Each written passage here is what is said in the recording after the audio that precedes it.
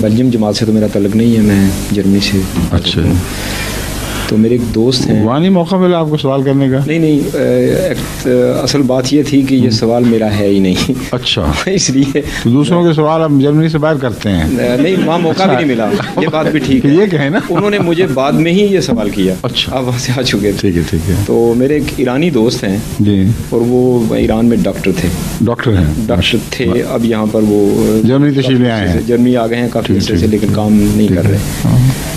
تو انہوں نے ایک لمبی وہاں کی جو ظلم اور زیادتی کی داستان ہے وہ آپ کو سنائی تھی، وہ سنائی کہ وہاں مولویوں نے. وہ کرد ہیں یا ایرانی ہیں؟ ایرانی ہیں. ایرانی ہیں. اور انہوں نے کہا کہ جی وہاں پر ملا نے یہ کیا ہے، وہ کیا ہے. بہت زیادہ واقعی خوفناک، شدید خوفناک ہے واقعہ. ٹھیک ہے. میں نے ان سے کہا، اصل میں بات یہ تھی کہ میں نے ان سے یہ سوال کیا کہ میں نے اکثر دیکھا ہے کہ ایرانی جو یہاں پر ہیں وہ یا تو دریا ہو گئے ہیں، اور یا وہ لوگ عیسائیت کا اعلان کرتے ہیں کہ ہم عیسائی ہیں، اور زیادہ تر وہ مذہب کا ذکر ہی نہیں کرتے، دلچسپی کم لیتے ہیں، اپنے آپ کا اظہار ہی نہیں کرتے. تو اس کی کیا وجہ ہے؟ تو انہوں نے جب یہ لمبی ایک کہانی سنا کے مجھے کہنے لگے کہ خدا تعالیٰ سے انسان یا اس طرح آسانی سے بھاگتا نہیں. یہ مذہب انسان کے اندر ہوتا ہے، وہ کبھی نہیں نکلتا. تو وہ کہنے لگے کہ میں نے بھی کئی بار یہ سوال کیا ہے، تم ہی مجھے بتا دو کہ آخر اتنا زب ظلم ہوا ہے. تو بے شمار ان گنت بے گناہ تھے، لکھوں کھا لوگ تھے جو بالکل بے گناہ تھے. تو ان کی ماؤں نے بھی چیخ و پکار کی خدا تعالیٰ کے حضور، ان کے بچوں نے بھی کی. تو خدا تعالیٰ آخر کب ان کی سنے گا، کیوں نہیں سنتا؟ یہ سوال ہے. یہ سوال تھا. تو سوال یہ ہے کہ کیا انسان کو اس دنیا میں یہ اختیار نہیں ہے کہ وہ گناہ گار بنے یا نیک ہو جائے؟ یہ اختیار ہے کہ نہیں ہے؟ تو جب خدا نے اختیار دیا ہے اور آزمائش کا دور ہے تو چھینے کیوں پھر یہ اختیار کسی سے؟ اور دوسرا یہ وہم ہے کہ دوسرے سارے معصوم لوگ ہیں. اکثر دنیا جب ساری کی ساری دونوں طرف کی بد ہو جایا کرتی ہے، پھر ایک بد دوسرے پر ظلم کیا کرتا ہے، اور عملی حالت سب کی گندی ہوتی ہے. یہ فرضی بات ہے کہ بڑے بزرگ اور نیک لوگوں پر ظلم ہوئے ہیں.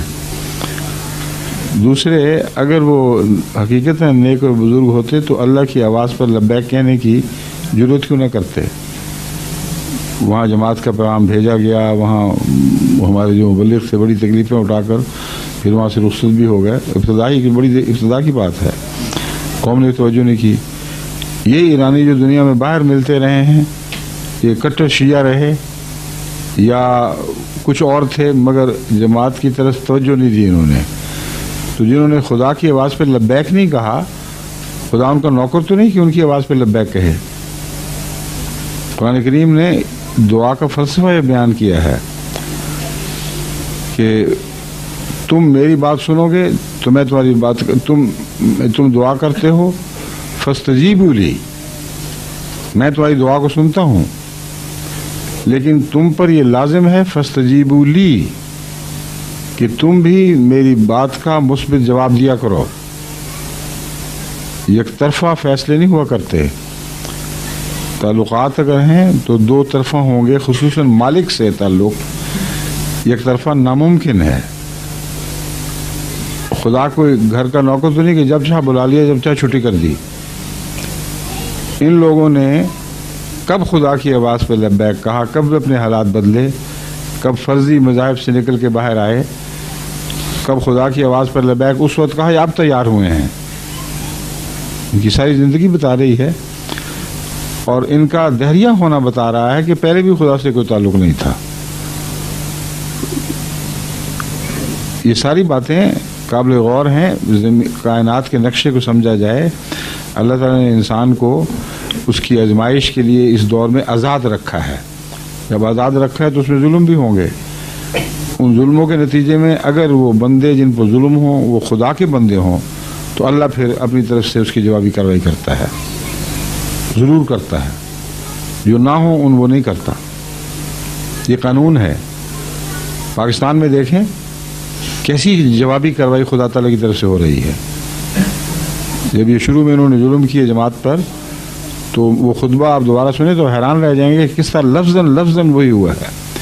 میں نے کہا تم ایک دوسرے کو مدد کے پکارو گے, کوئی تمہاری مدد کو نہیں آئے گا, تمہاری ساری قوم پھٹ جائے گی. تم مظالم کرو گے ایک دوسرے پر, کوئی نہیں تمہاری سنے گا. اور تم سمجھتے ہو کہ تمہارے یہ جرائم بغیر سزا کے چلے جائیں گے, ہو ہی نہیں سکتا یہ. وہ کسی نے وہ دوبارہ خطبہ سن کے مجھے کہا کہ وہ حیران رہ گیا ہے, ایک ایک لفظ, ایک ایک نقشہ بین ہی اسی طرح ہوا ہے جیسا کہ آغاز کے خطبات میں نے پاکستان کو متنبع کیا تھا. تو ہم خوش تو نہیں ہیں کہ ان کو تکلیف پہنچتی ہے, مگر اس بات کا اور بھی دکھ ہے کہ ہماری قوم ہے جو اس قدر مصیبت اٹھا رہی ہے لیکن توجہ نہیں کر رہی. جو باتیں ہیں پاکستان میں جماعت احمدیہ کے خلاف ہوئی تھیں وہ ایک دوسرے کے خلاف کر رہے ہیں, ایک دوسرے کو کافر, ایک دوسرے کو غیر مسلم, ایک دوسرے کا اغوا, ایک دوسرے کے گھر لوٹنا, قتل و غارت, اور کوئی پوچھنے والا نہیں. تو یہ دیکھیں خدا دکھائی دے رہا ہے کام کرتا ہوا. جہاں خدا سے تعلق ہی کوئی نہیں وہاں کہاں خدا دکھائی دے گا.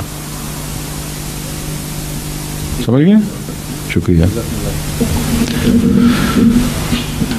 فرمائیے کون ہے اب آپ کے بعد پھر وہ. ٹھیک ہے. السلام علیکم.